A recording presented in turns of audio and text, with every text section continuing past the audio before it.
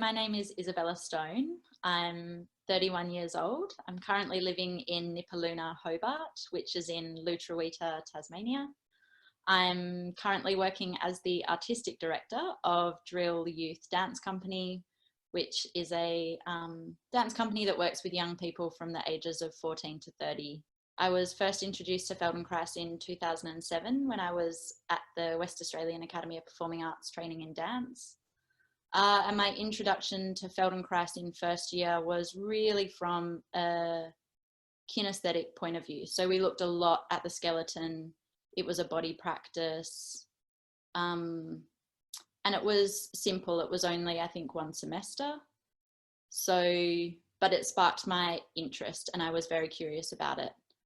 In 2018, I obtained a knee injury and had surgery, and I had a lot of time, but also I was desperate to find a way to work with the injury that allowed me to still be moving. It was probably the most immobile that I've ever been. It was hugely emotional, and I was looking for a recovery method that was much more holistic and allowed me to use my imagination and all of my senses to work through injury. And I wasn't feeling satisfied on all of those levels through physio or anything else. So I started working with a practitioner and also attending classes. And what I discovered through that process, that was about 6 months of quite intense Feldenkrais practice, was that it is a holistic practice. So I started unpacking the emotional body, the thinking body in relationship to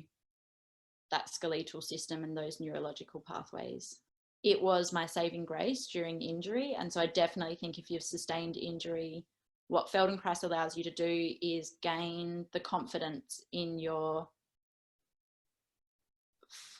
body's ability to function and work around injury. So you get that satisfaction of like, okay, I've still got mobility, I can move, I'm going to work with this injury.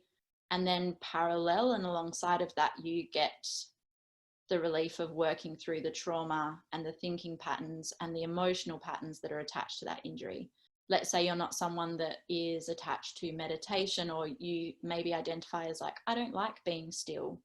Feldenkrais has a level of stillness, but you're still engaged and you're moving. So it's almost like a movement meditation.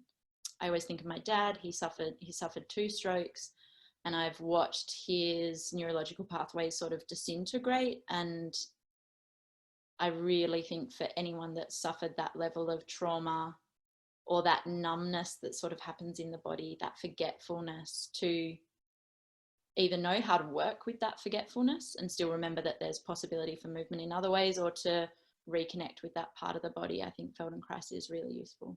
So I think if you're someone that has suffered neurological trauma, you have a body practice, you have an interest in connecting the emotional and the moving body together, that Feldenkrais is definitely something to invest in.